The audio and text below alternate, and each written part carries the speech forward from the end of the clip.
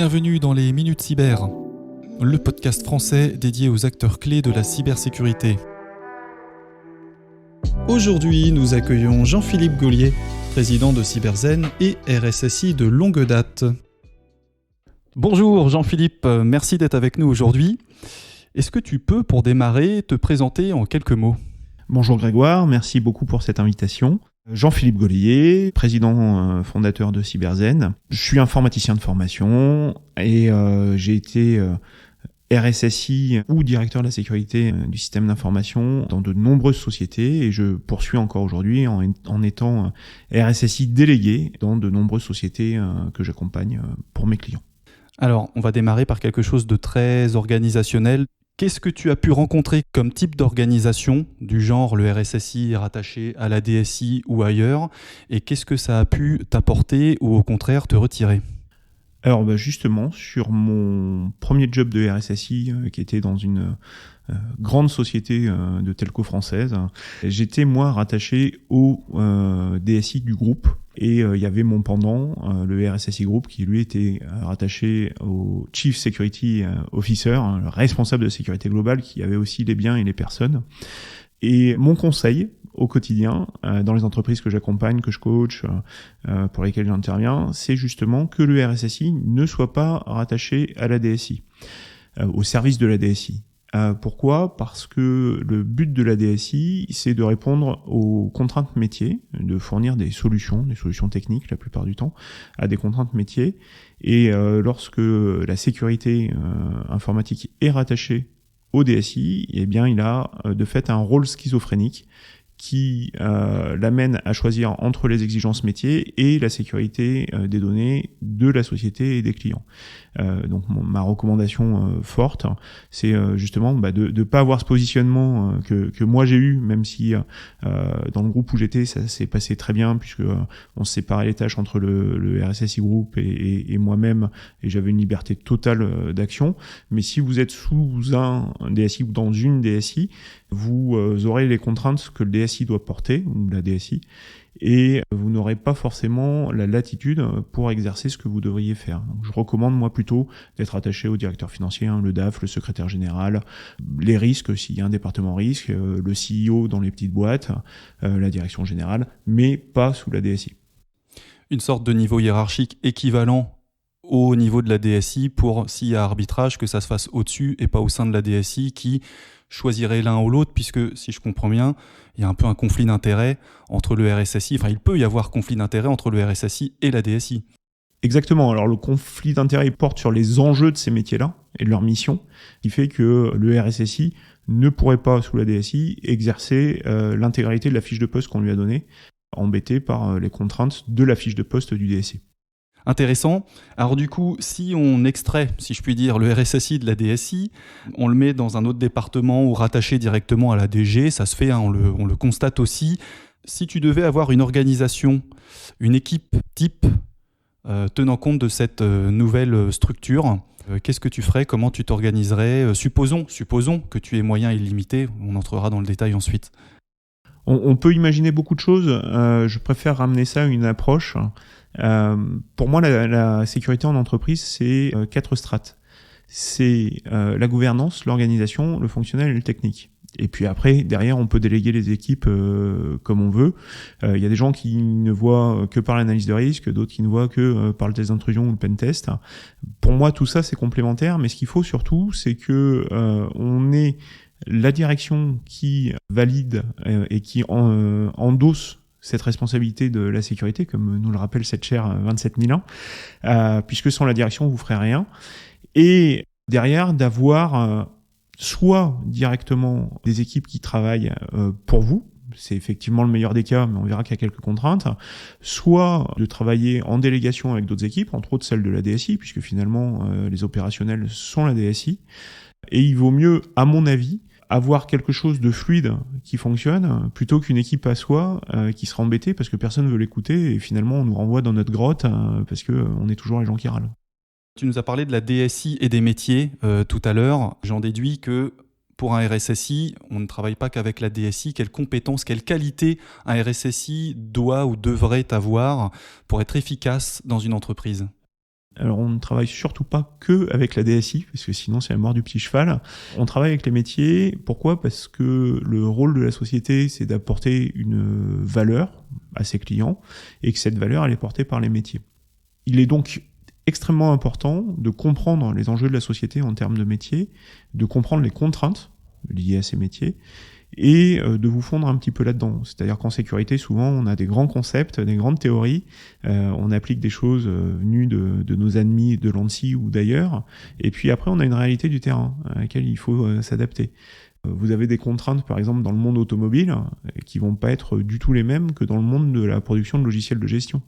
Dans le monde automobile, on a, par exemple, dans les voitures, la question de la survie de l'habitant dans la voiture, alors que si votre logiciel de gestion foire, bon, ça sera peut-être un peu d'énervement, un Xanax et puis au lit, mais ça va s'arrêter à ça. Donc il faut vraiment comprendre les enjeux des métiers, comprendre ce que fait la société et avoir un discours rationnel. C'est-à-dire qu'on va pas bloquer pour bloquer. On est à la fois le gendarme qui va conseiller, sensibiliser, mais également le gendarme qui va faire la répression quand, une fois que la loi est partagée, considérée par tous, dire bah là vous avez été trop loin et ça passe pas. Alors justement, sensibiliser, conseiller ou encadrer, en tant qu'RSSI, dans tes différentes expériences, alors soit globalement, soit en prenant une en particulier au choix, puisque on a la chance d'avoir un RSSI qui a eu plusieurs vies de RSSI. En quoi consiste une journée type d'un RSSI, ou en quoi devrait consister d'ailleurs une journée type d'un RSSI? On peut faire la nuance entre les deux. Effectivement, j'ai plusieurs vies de RSSI derrière moi. Aujourd'hui, je suis RSSI d'une douzaine de petites structures, alors, petites ou moyennes. Mes collègues également, versus les postes de RSSI dans les grands groupes que j'ai eus. Donc, c'est pas forcément la même chose. Surtout quand on est RSSI délégué, on n'est pas forcément à plein temps dans une entreprise. Je reviens sur cette organisation de la sécurité, la gouvernance, organisation fonctionnelle et technique. Vous allez partir d'un état des lieux. En tout cas, quand j'accompagne des petites structures aujourd'hui, on part d'un audit de base, un audit d'hygiène, ce qui nous permet d'établir une roadmap sur la sécurité. Et je pense que ça, c'est un peu le quotidien de chaque RSSI, c'est qu'on a un plan d'action, quel que soit là où on est, puisque la sécurité n'est jamais parfaite, malheureusement, sinon on serait pas forcément là. Et cette roadmap, c'est le fil conducteur. Alors, est-ce qu'elle est sur 1 an, 2 ans, 3 ans, 5 ans, j'en sais rien. 18 mois, pour les sociétés qui commencent, c'est pas mal. Et au quotidien, on doit s'assurer que le plan avance, on doit s'assurer que les enjeux sont compris par les collaborateurs. Tu parlais de sensibilisation tout à l'heure, ça fait partie des tâches initiales, mais on doit travailler avec les ressources humaines pour mettre en place les chartes utilisateurs, les chartes administrateurs, faire comprendre, jouer un peu le gendarme, je le disais, taper sur des gens qui respecteraient pas les règles. Pour faire 2-3 exemples, ça permet d'être mieux entendu au quotidien. On doit accompagner les clients dans les réponses à leurs clients. On voit beaucoup de demandes de plans d'assurance sécurité, alors qui sont pas forcément toujours très intelligents, mais c'est la réalité du quotidien. Et certains clients veulent aussi aller vers des certifications, que ce soit de la 27001, du Secnum Cloud, des choses à venir en Europe avec le UCS par exemple, et réfléchir avec eux sur est-ce que c'est possible, quelle est la portée, quel est le coût. Est-ce que c'est raisonnable, pas raisonnable ? J'ai vu des gens qui avaient des notes plutôt très mauvaises en hygiène de sécurité, donc la base de la base, et qui se disaient sous 6 mois, il faut qu'on soit 27001. Donc il faut aussi tempérer les ardeurs et leur dire, on va y aller pas après pas, et puis surtout ce que vous me demandez là, c'est dans votre organisation, c'est un peu plus d'1 million d'euros, est-ce que vous êtes prêts à les mettre ? Et là, c'est vrai que ça freine un petit peu plus, ça réfléchit autrement. Oui, mais le marché demande, moi j'ai pas de problème, je fais en fonction de ce que vous me proposez. Ça peut effectivement refroidir, je comprends. On a la chance de t'avoir avec une longue expérience en cybersécurité, sécurité de l'information et avec ce rôle justement de RSSI. Est-ce que tu trouves que le métier de RSSI a évolué entre le moment où tu as commencé à prendre ce genre de poste et aujourd'hui ? Alors je vais aller creuser même un peu plus loin que ça parce que j'ai eu la chance ou la malchance, je ne sais pas, de commencer en dehors de l'univers de la cybersécurité. On parle de la fin des années 90, donc le mot cybersécurité n'existait pas dans les chaumières. Et j'ai dû travailler à la fois en tant que formateur, en tant qu'administrateur système réseau sécurité. J'ai dirigé des services sur la partie sécurité, réseau, infrastructure et puis de la direction de grands programmes techniques. Cette partie-là, je pense que c'est celle qui m'a permis de me rapprocher des métiers, de comprendre les enjeux. Je suis un technicien dans l'âme, donc tout feu, tout flamme. À 20 ans, sorti d'école, je voyais la sécurité que par la technique, la recompilation de noyaux Linux, Windows, fallait pas m'en parler. Et il a fallu une évolution nécessaire parce que quand on prend le rôle de RSSI, on peut pas juste se dire Windows, il y en a pas chez moi. Quand vous avez une entreprise avec 180 000 postes, vous pouvez vous douter qu'il y en a très probablement 178 000 qui sont sous Windows et ce restant c'est le service marketing avec des Macintosh. Donc votre environnement rêvé Linux il vole un peu en l'air. On a incorporé la téléphonie mobile, les téléphones portables n'étaient pas dans les entreprises à part Radiocom 2000 pour les plus anciens et c'était pas des smartphones. La réalité depuis la fin des années 90, début des années 2000 par rapport à notre réalité actuelle, technique, technologique, a grandement évolué. Au tout début, dans mon premier job, mes premiers jobs, moi j'ai eu la chance d'avoir Internet tout de suite. C'était pas le cas de toutes les entreprises. Aujourd'hui, si vous avez une entreprise que vous n'êtes pas sur Internet, vous n'existez pas, quoi. Même les gens qui disent non mais moi j'ai pas de site web, vous avez une adresse mail, vous avez un WhatsApp, c'est un début de système d'information. Donc pour répondre à ta question, les choses ont évolué, grandement évolué. C'est très compliqué. Alors je devrais dire c'est très complexe au sens mathématique. Je ne connais pas une personne qui soit en mesure de gérer de bout en bout seule l'intégralité de la cybersécurité. Ça demande de trop grandes compétences. S'il y a des auditeurs qui se sentent à même de tout traiter, je serais ravi de les rencontrer. Pour donner un exemple très précis, moi, j'ai un prospect hier qui m'a dit nous, nos problématiques, c'est la gestion des vulnérabilités dans l'espace radio. On est limite électronique. Traitement du signal. J'en ai un autre qui m'a dit moi, je fais des tissus connectés. Enchanté. Et puis à côté de ça, vous avez le client qui fait du traitement pour les banques. Donc là, c'est des métiers que je maîtrise plus, que je connais un peu plus. Et puis, on peut pas être très très fort dans le ponçage de sites web, dans le reverse de binaire, dans la 27001, dans l'analyse de risque. Enfin voilà, il y a de la place pour tout le monde. C'est pour ça aussi qu'on dit en France qu'on manque de compétences. Je sais pas honnêtement, mais peut-être on y reviendra si on manque de compétences ou si on manque de passion. Mais ça, c'est une autre histoire. On essaiera d'y répondre à une autre occasion. Si je comprends bien, les usages du numérique se diversifient, évoluent, s'intensifient aussi. Donc le métier de RSSI évolue de par déjà cette transformation à minima. Comment tu vois l'avenir là-dessus justement ? Quelle peut être la préoccupation pour le RSSI demain ? Je me posais cette question en début d'année parce que si on avait discuté fin 2022 de la place de l'IA dans l'informatique, je t'aurais dit c'est sympa, il y a des beaux concepts, mais aujourd'hui il n'y a pas d'application. Et puis fin décembre, je crois, on a OpenAI qui débarque avec son chat GPT et qui vient... je sais pas si le mot c'est révolutionner, en tout cas c'est un peu ça que je vois, des usages. Alors c'est pas magique, mais il y a des études, par exemple, chez Microsoft avec GitHub, qui disent que ça améliore de 50% la productivité des développeurs. On est d'accord, on n'est pas d'accord, on verra avec le temps ce que ça donne, mais il y a des choses qui sortent et ça évolue très vite. Est-ce que les menaces vont évoluer ? Oui, ça va continuer à évoluer parce que la protection continue d'évoluer et heureusement et malheureusement, on retrouve de toute façon les mêmes lacunes partout. C'est-à-dire que moi, les clients que j'accompagne, même dans des grands groupes aujourd'hui, l'hygiène n'est toujours pas en place. Donc les trois menaces, pareil, on y reviendra peut-être plus tard, que je vois au quotidien, c'est rançongiciel, c'est assurance qualité sur les développements et gestion de la sécurité des prestataires. Et quand on regarde ce qui fait la presse au quotidien aujourd'hui, les sanctions de la CNIL, etc., on tourne globalement autour de ça. Alors, il y a d'autres sujets, on pourrait parler phishing avec cybermalveillance, mais ça va vous amener à une compromission par rançongiciel et des choses comme ça. Donc, tout change, tout continue d'évoluer, tout continue de devenir plus dur, plus sécurisé. On pourrait parler d'AWS, d'Azure qui rajoutent des couches de sécurité, mais qui font exploser vos budgets. C'est complexe, on peut pas être bon partout, ça va se complexifier. Je pense qu'on aura toujours besoin de personnes en gouvernance pour essayer d'avoir une vision globale et une connaissance. Là-dessus, on n'a pas parlé de juridique, mais sans couche juridique, vous faites plus rien non plus. La menace va grandir, les attaquants sont à mon sens, pas encore assez présent, puisque s'il y avait des pirates sur Internet aujourd'hui, il y aurait plus d'Internet.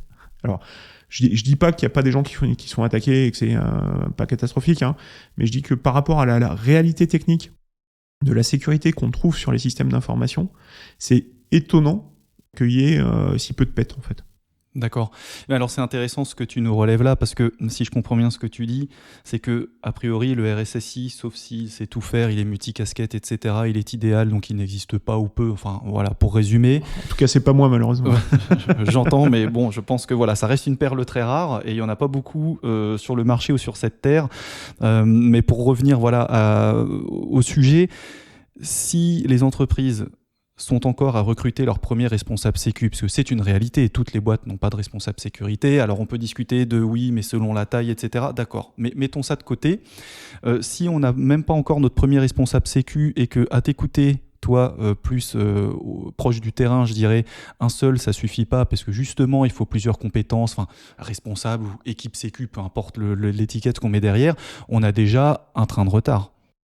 Alors, on a déjà un train de retard, quoi qu'il arrive, parce que j'ai encore des prospects à qui on parle de cybersécurité, alors des TPE, PME, qui disent non, mais moi, ça me concerne pas, je suis pas une cible, ça n'arrive qu'aux autres, j'ai déjà ce qu'il faut parce que j'ai un bureauticien qui s'occupe de mon informatique. Et au quotidien, c'est un peu notre pierre qu'on roule depuis le bas de la falaise. On est obligé d'essayer de convaincre, on n'y arrive pas toujours, qu'il y a ce besoin-là. Et il y a de fausses croyances sur l'informatique. On parle souvent de l'informatique comme un outil, alors qu'il faudrait comparer l'informatique à un organisme vivant. Aujourd'hui, si vous ne maintenez pas votre système d'information, votre informatique dans votre entreprise, avec des mises à jour, avec des vitamines comme le pare-feu, l'EDR ou l'antivirus, les logs, les backups, machin, ben, si vous le laissez en l'état, il va arriver ce qui doit arriver. C'est-à-dire que votre système d'information va faillir à un moment, que ce soit par une attaque ou alors d'une mort naturelle par non-entretien. Vous avez maintenant l'habitude d'entretenir votre voiture, les plaquettes de frein, faire la révision. La loi vous oblige même tous les 2 ans à faire un contrôle technique. Il n'y a rien pour l'instant, mais ça évolue en termes réglementaires en Europe, qui oblige des contraintes aussi fortes sur l'informatique. Donc aujourd'hui, on achète un ordinateur, éventuellement une imprimante et un NAS, et puis c'est comme si on avait acheté un tournevis ou un marteau. Ça fonctionne et ça fonctionne bien, et on voit pas pourquoi on aurait besoin de sécurité informatique, parce que y a pas de méchant, et puis le truc fonctionne tout seul, c'est bien connu. Entendu. On va essayer de changer un peu, d'avoir une vision optimiste, je dirais. Toi, Jean-Philippe, dans ton expérience personnelle de RSSI, quelle a été ta ou parmi tes meilleures expériences, tes succès, tes satisfactions, plus que succès, des satisfactions personnelles d'un point de vue sécurité de l'information? J'ai beaucoup de satisfaction sur ce que j'ai fait, déjà parce que j'ai eu la chance d'avoir un support hiérarchique fort dans les endroits où j'étais. Et je pense, si on veut résumer en une phrase, je donnerai peut-être quelques exemples, mais de pouvoir faire avancer les choses tout en faisant comprendre aux gens qu'on accompagnait l'enjeu qu'il y avait par rapport à ça pour eux. Parce que finalement, moi, mon métier, c'est d'accompagner les gens. Quand j'arrive à faire les choses, je suis content, mais à la fin du mois, je suis payé. Donc la satisfaction, elle vient vraiment de la capacité à faire prendre conscience aux gens qu'ils sont à risque, et que c'est important, non pas pour moi, parce que ça c'est mon boulot, mais pour eux, parce que ce qu'on cherche vraiment à protéger, c'est pour eux. Moi, j'ai eu la chance de travailler sur les questions du RGPD dès 2014, avec des questions d'anonymisation, de traitement de données, des choses comme ça. Donc, quand en 2018, le texte est vraiment apparu avec le tampon, vous avez obligation de le faire, ça n'a pas été une grande surprise. Pour moi, c'est un bon texte, hein, même si bien sûr, il n'est pas parfait, parce que ça permet, de manière assez pragmatique, de traiter les choses, et pour la première fois, à grande échelle, et au niveau des COMEX. C'est-à-dire que tout le monde vous parle de RGPD. Alors personne n'y comprend rien, tout le monde vous raconte n'importe quoi, mais au moins ça a réussi pour la première fois à faire parler d'enjeux de sécurité des données et un peu de cybersécurité au sein des entreprises, alors que c'était pas le cas avant. Les lois vont se durcir, comme je le disais tout à l'heure. Il y a de plus en plus d'entreprises qui ne le savent pas, mais qui vont être contraintes de manière beaucoup plus forte, et beaucoup plus forte qu'à travers le RGPD, entre autres sur les domaines légaux avec DORA, ou sur les domaines, on va dire, entreprises critiques de production avec NIS V2.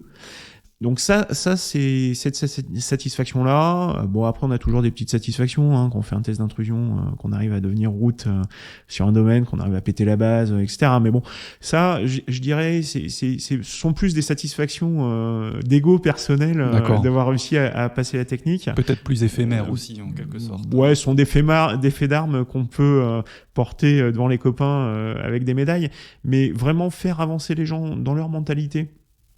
Et avec des preuves tangibles, hein. Un pentest, c'est une preuve tangible qu'on a réussi à outrepasser les sécurités en place. Hein. Donc, ne le reléguons pas quand même, mais parfois simplement démontrer avec de la documentation, avec une analyse de risque ou des choses comme ça, que vous êtes complètement à l'ouest, ça permet de faire bouger les mentalités. Et je pense que ça, c'est des vraies satisfactions. D'accord, donc c'est plus que de sensibiliser, c'est vraiment convaincre de l'intérêt de l'activité, des actions en place, de ce qu'il faudrait faire. Faut une couche de sensible, je suppose. Oui, la sensibilisation, alors déjà, faut pas confondre communication et sensibilisation. La communication est descendante dans un sens. La sensibilisation, vous devez vous assurer que les personnes ont compris quelque chose. Elles peuvent ne pas être d'accord, mais que au moins c'est assimilé et que vous faites des tests là-dessus. C'est pour ça que faire des campagnes de phishing, s'il n'y a pas une sensibilisation importante avec une vérification de la compréhension sur le cas du phishing des enjeux qu'il y a derrière, vous pouvez en faire autant que vous voulez, mais appelez-moi, je me mettrai sous la fenêtre pour récupérer l'argent que vous balancez. Il faut faire intégrer aux gens l'importance des enjeux qu'ils touchent. Une secrétaire, par exemple, va se dire non, mais moi je suis pas à risque. Ben, si t'es la secrétaire de direction, t'es peut-être la personne la plus à risque, peut-être ta délégation sur la boîte mail du patron, peut-être que tu as accès au compte, peut-être que tu fais la trésor, plutôt que de chercher à viser le patron qui a peut-être un peu plus d'informations, de sensibilité sur la sécurité informatique pour sa boîte et l'enjeu de sa boîte. Je vais peut-être chercher, moi en tant que pirate, à viser quelqu'un qui serait peut-être un peu moins à jour, moins informé. Donc, sensibiliser. 2, s'assurer que la sensibilisation est efficace, que les gens ont compris. Et 3, convaincre, parce que quelqu'un de convaincu va ensuite se faire l'écho par ailleurs de tout ça. Donc il va vous aider à porter votre travail plutôt que de vous laisser porter la charge tout seul, quoi. Alors on va pas spécialement parler d'échecs, mais plutôt de sujets que tu aurais pu, dans ton expérience, sous-estimer. Des chantiers où tu te disais peut-être ça va être facile parce qu'il n'y a qu'à, et en fait ça s'est montré plus compliqué que ça. Est-ce que tu as un exemple à nous donner ? Alors, je peux toujours taper sur les grands groupes, hein, mais la politique et l'ego dans les grands groupes fait que quelque chose qui prendrait 1 ou 2 jours dans la vie normale va prendre 6 mois à 2 ans. Ça, c'est extrêmement frustrant. D'accord, donc l'inertie liée à la grande taille de structures, peut-être aussi des chaînes de validation ou une organisation forcément d'une grande structure qui a un peu plus d'inertie que si tu étais dans une boîte de 30 personnes. Je vais être plus méchant, mais il y a beaucoup d'incompétence et d'ego. Il y a des gens qui ont des rôles politiques de gouvernance, mais même dans des techniciens qui sont pas d'accord, et parce qu'ils sont pas d'accord, ça va ralentir tout le process. Je me souviens dans un groupe où je suis passé, où il a fallu 6 mois pour ajouter un champ d'authentification forte sur un webmail, et que le webmail a été bloqué tant que ça n'a pas été fait parce que il y avait eu un piratage là-dessus, quoi. D'accord. 6 mois pour faire une autant de forte sur un webmail. Bon. Ok, donc une certaine inertie, on va dire ça comme ça. On va dire ça comme ça. Petite question outillage, Jean-Philippe. Pour toi, est-ce que tu utilises des outils, alors on est assez large sur le sujet, des outils typés gouvernance sécurité, du type outils pour apprécier les risques, outils pour piloter les chantiers de cybersécurité ou d'autres. Est-ce que tu utilises ce genre d'outils chez toi et qu'est-ce que tu en penses ? Alors j'aurais rêvé de pouvoir en utiliser parce que ça me ferait gagner du temps. Malheureusement, de tout ce que j'ai essayé aujourd'hui, j'en suis astreint à développer mes trucs moi-même. On n'est jamais aussi bien servi que par soi-même parce que c'est souvent fait soit par des informaticiens avec une vue d'informaticien, soit par des gens qui viennent du risque mais qui n'ont jamais vu une IHM, alors on dit UX aujourd'hui, de leur vie.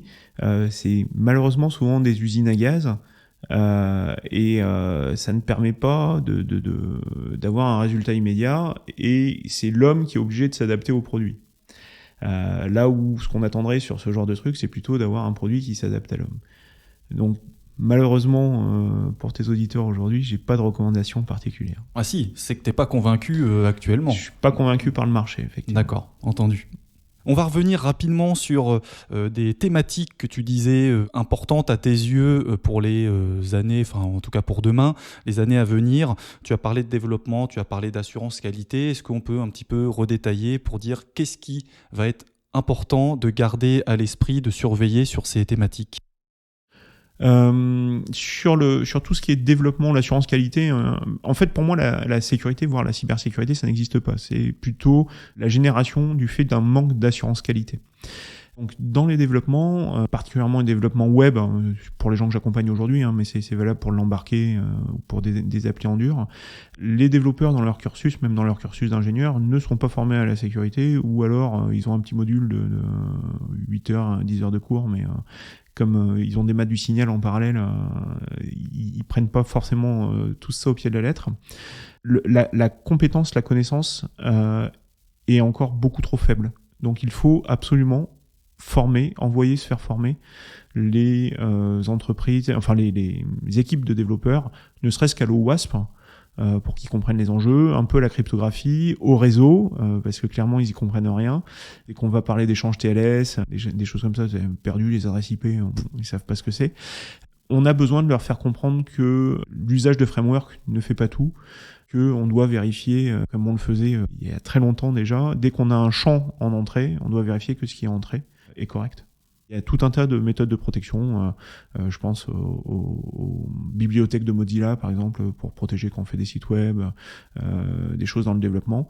Les développeurs doivent, prendre connaissance des attaques les plus courantes, savoir les contrer, découvrir des outils pour faire ça, et on doit être vraiment dans un mode de développement complet, c'est-à-dire qu'on réfléchit à ce qu'on fait, on réfléchit au framework, on valide des bibliothèques, on a un guide de développement sécurisé, il y a des choses qu'on peut faire et puis d'autres qu'on ne doit pas, comme dirait Goldman, et derrière on teste tout ça, test d'intrusion, test de charge, qu'on oublie souvent, test unitaire et test de bout en bout. Et une fois que tout ça c'est fait, là on commence à être à l'aise. Mais tant qu'on continuera à se dire non mais moi je fais des sprints pour faire du code et puis je ferai un sprint sécurité une fois dans l'année, ça ne marchera pas. Il faut que la sécurité soit dès la conception, donc dans l'esprit des développeurs et dans les outils qu'on leur donne pour pouvoir développer. D'accord, ça rejoint un peu le principe d'intégration de la sécu dans les projets, ici adapté aux dev, donc le SSDLC pour reprendre les acronymes anglais. 2 questions Jean-Philippe pour terminer. La première, pour résumer d'ailleurs un petit peu ce que tu viens de dire, plutôt confiant ou inquiet sur l'avenir ? Alors confiant pour moi parce que je vais encore avoir du boulot pour quelques temps. Je suis pas inquiet dans le sens où le législateur européen semble avoir compris dans une certaine mesure, comme l'ont fait les États-Unis il y a de nombreuses années, de l'importance de l'informatique dans notre quotidien. Aujourd'hui, vous pouvez plus rien faire sans informatique. Je vais prendre un truc complètement délirant, mais aujourd'hui, si vous devez déclarer des obsèques, vous le ferez pas sans informatique. Ça semble fou, mais vous pouvez plus faire ça par courrier, etc. Donc même monsieur tout le monde est concerné par ça.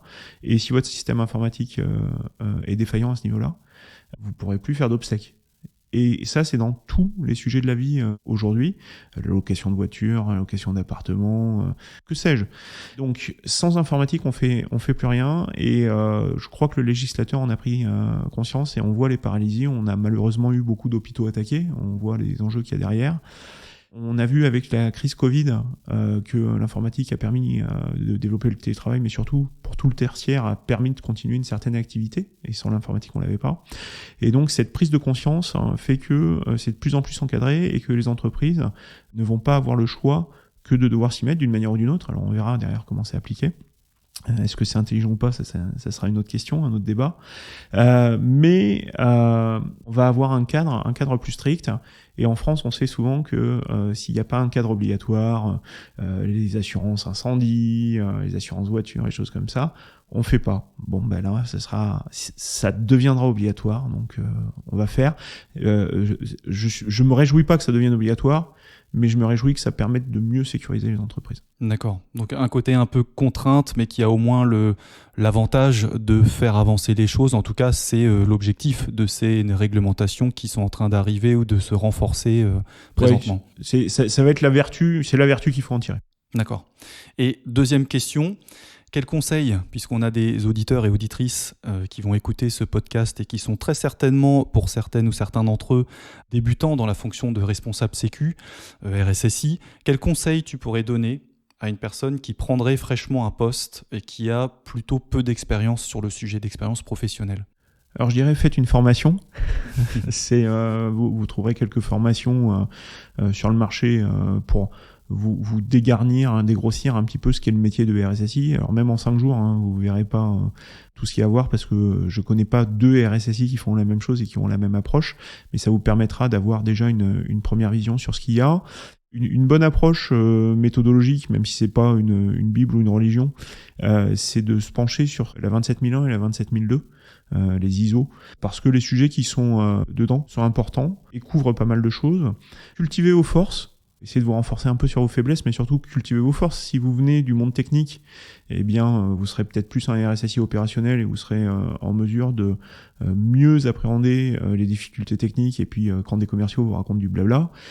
Si vous êtes plus dans la politique, dans l'organisation, dans les soft skills, vous allez peut-être plus facilement convaincre les métiers. Et dans un cas comme dans l'autre, recherchez des gens qui sont vos relais et qui peuvent vous appuyer. Vous pourrez pas tout faire, ce sera impossible. Il y a que 24 heures dans une journée, même si vous êtes très très bon. On l'a dit un peu plus tôt, ça va être compliqué et puis de toute façon vous pourrez jamais tout savoir sur tout. Faites-vous une place dans l'entreprise, que les gens aient confiance en vous et qu'ils aient envie de travailler avec vous. Merci beaucoup Jean-Philippe. Merci Grégoire pour cette invitation. C'était très clair et j'espère que ça pourra servir à toutes les personnes qui nous écouteront. Une très bonne journée à toi. Bonne journée. Merci d'avoir écouté ce podcast. Pour entendre d'autres retours d'expérience, rendez-vous sur www.kedros-cybersécurité.fr.